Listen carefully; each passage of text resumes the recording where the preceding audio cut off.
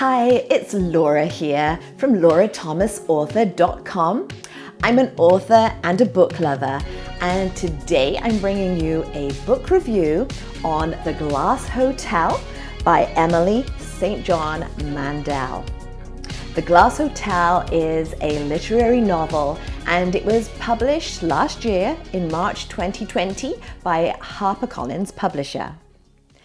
Emily St.John Mandel is the Canadian award-winning author of Station 11 fame, and in The Glass Hotel, she brings us an entirely different yet equally compelling and complex read.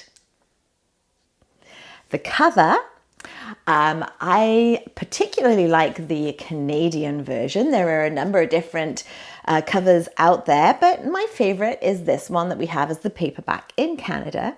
I think it's striking with the hotel's angled panes of glass, and there's a starry sky, which may or may not be intentional, as the name of the protagonist is Vincent, and I'm thinking, starry, starry night.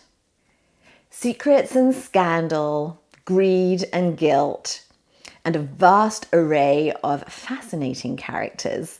This intriguing book is as fragile yet captivating as you might imagine an actual glass hotel to be. The story is actually bookended with identical chapter titles, Vincent in the Ocean. And it begins with Vincent, who is a woman, by the way. I know, usually a man's name, but Vincent is a young woman.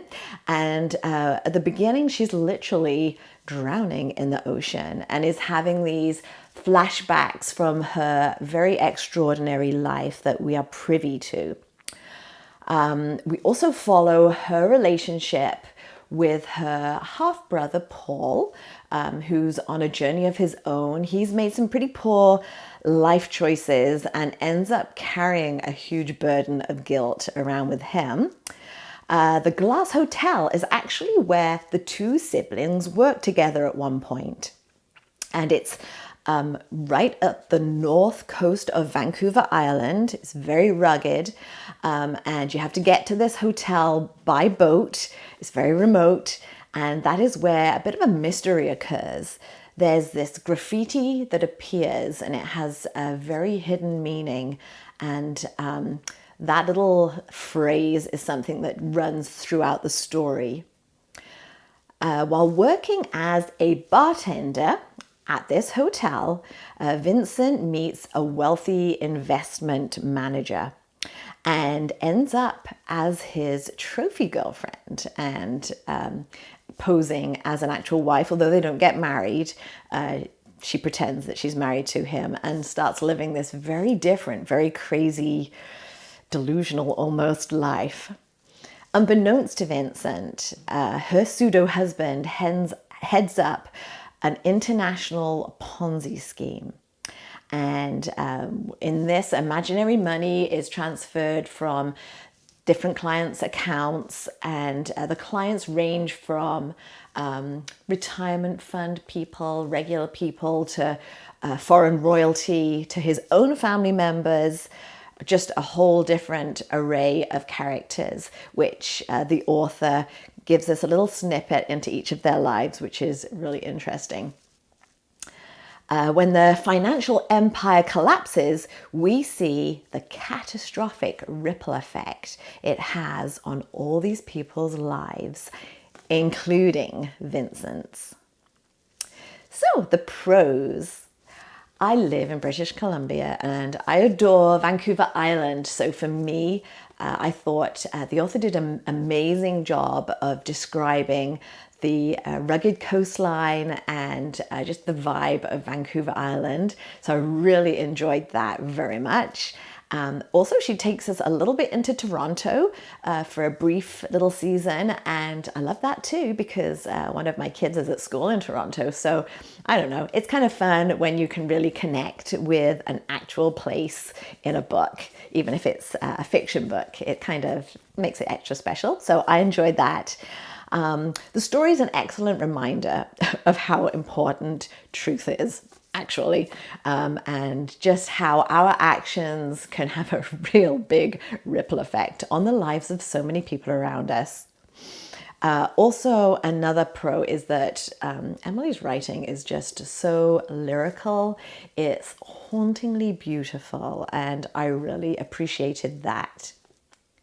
And now the cons. This is not Station 11 Mark II. It's a very, very different book. And if you've read Station 11 and you're kind of hoping for something similar, then you're going to be disappointed because this is nothing like it. I only just read Station 11 last year, even though it was originally published in 2014. I'm not sure that 2020 was the best year to read about a flu pandemic, but I actually really enjoyed it, and yeah, it really hit me hard, but it was a brilliant book, but very, very different from this one. So yeah, if you're looking for something Station 11-ish, this is not the book. Also, it does have a lot of characters, and it does span decades. So if you're not a fan of a huge cast of characters, then you may not love it. But I personally, as a writer, I tend not to have a lot of characters in my book, but I do appreciate being challenged. And I find Station 11 and The Glass Hotel a challenging read, just literally trying to keep track of who's doing what. So if you enjoy that challenge, then go for it.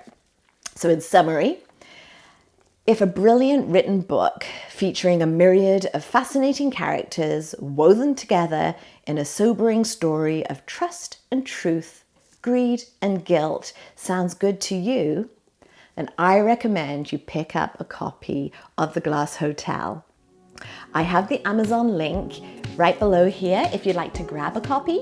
And also if you could like this video and subscribe so that you don't miss any of my other review videos, I would be really grateful. And so for now, hop over to my website if you need more details on me and my books.